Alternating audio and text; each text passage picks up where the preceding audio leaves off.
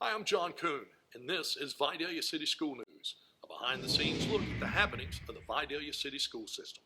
Today, my guest is Brenda McLain, principal of J.D. Dickerson. Welcome, Ms. McLain. It's good to have you. Ms. McLain is obviously the principal of J.D. Dickerson. Tell us a little bit about what you have been doing during this time of uncertainty and not having kids around the school.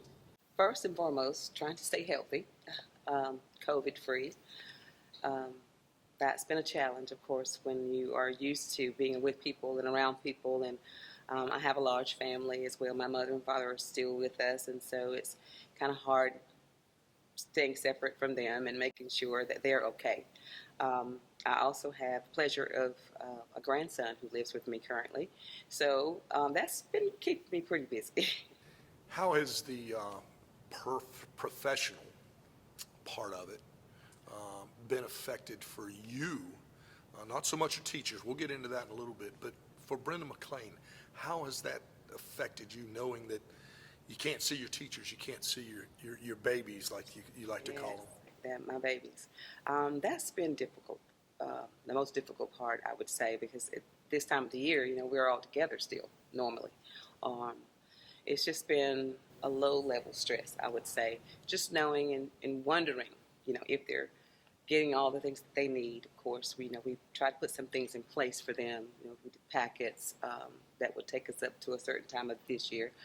The lunches are being provided for them. Those are things we think about with the babies, making sure that they're being fed and they're being educated on some level, because they do tend to digress over the summer. And this has been a long summer, you might as well say. And so I worry about those things. Are they really getting what they need? Because nothing replaces a teacher in the classroom, of course, even for the babies. They need that consistency every day, same routine. Those are the biggest pieces for small children, is routine. Have a daily routine. We do this every day so they know what to expect. And that's been hard, praying and hoping that they're getting something on that level. Just trying to make myself available whenever I can to help, wherever I can. We have lots of things that are not happening that should be happening, registrations and things of that nature. I do get a few emails here and there from some parents about that, and so I try to answer those and be available to them as we go through this unprecedented time. You, as a primary school principal, face probably the most difficult challenges because, as you just said, routine is a huge part of your children's life. How are you getting the information? You talked about your packets.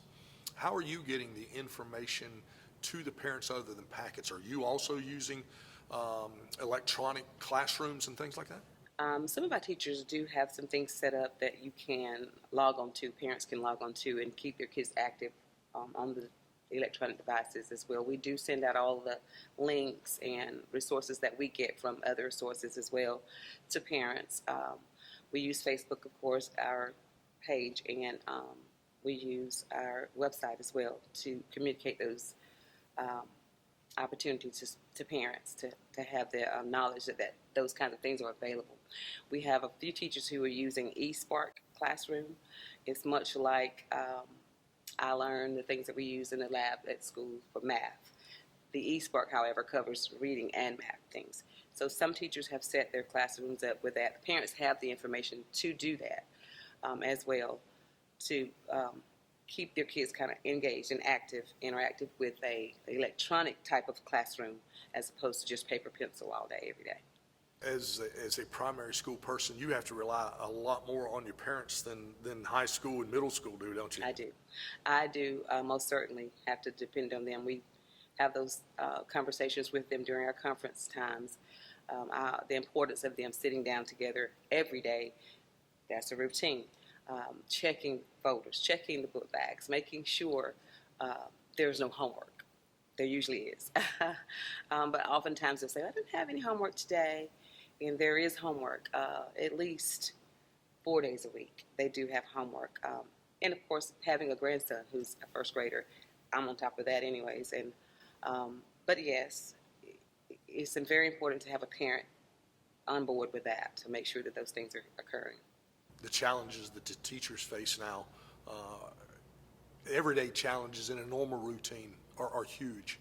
But now I know that they have to be, or I would guess that they would have to be just burdened down with trying to figure out how to be able to reach these children.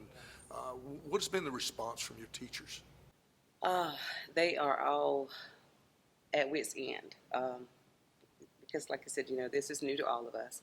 They just aren't satisfied with having to do things the way we're doing them now, because they know the importance of a daily interaction with the babies and making sure they understand concepts and skills and print and those things aren't happening at the level that they're used to. So they are about to pull their hair out, if, so to speak.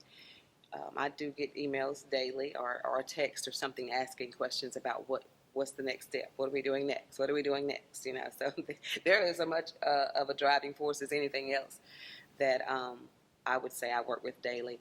So my answer to them is soon. We'll get back with you with that. We're looking for guidance from Dr. Wilcox on what the next steps are, and I'll let you know as soon as I know. That helps them a little bit, but not for long. But it's just hard. It's a very hard place to be in when they're used to routine. They're used to routine as well, and it's not happening on that level. So it's just difficult all the way around for everybody. You mentioned earlier about registration, and this is when you would be registering people for Yes. next year, pre-K and things like that. Yes. How are you handling that, and what information can you pass along to the parents in relation to that? When we're there at the school, anybody that wants to drop by can, and that's not an everyday thing, but I'm up there. I try to go at least once or twice a week to just check the building, check on things, respond to emails and things of that nature. I could do that from home, but it just doesn't feel the same. So I'd like to go into the office periodically just to check on things, to respond to people. But my hope is that soon enough we will have an exact date for registration for kindergarten. We usually have that. It's usually in May when we register for kindergarten children. We started March 1st with pre-K students. We are nowhere near the number that we need, of course. We haven't been there, of course. We have about 60 applications on file right now. Need about 70, 80 more.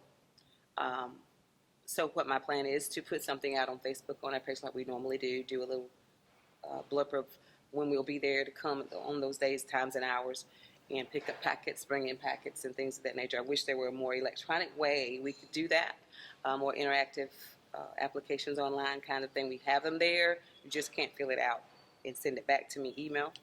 You have to print it off and then fill it out and bring it in, that kind of thing. We're working on that as well as we speak, trying to find a way that would be more interactive online and they could just scan and fax things back to me. That would be very helpful in an email. So we're working on those things.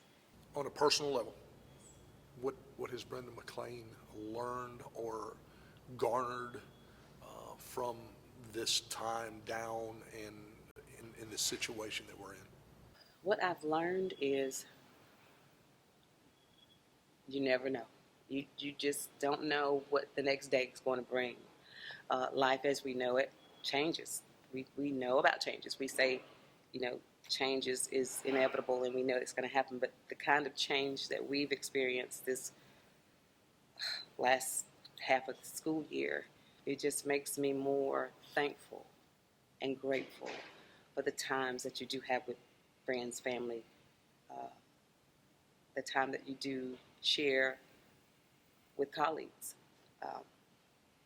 It's just amazing that right now we're all the same. We're all in need of a miracle. And so that's what I've learned the most, is that we have to depend on a higher power than us to get us through these kinds of uncertain times. So I depend on my faith as well as anybody else who has faith in God that this too shall pass. And that's my prayer. Before we close, is there anything you want to say to your students or teachers or parents? Yes, I would. Thank you. Just that I miss you all so very much. Did not realize my first year as principal would only give me a half year to deal with people in person. But But this is the kind of thing that makes or breaks us. And I'm going to be here no matter, regardless. I'll be here when you come back. Can't wait to see you again. If you need me, text, email, call. I'm here. Can't get in touch with me. Somebody somewhere will be able to.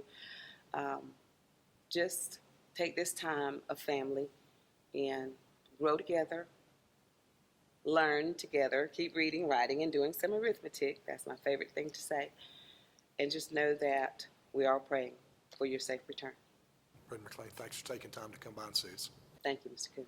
Adam.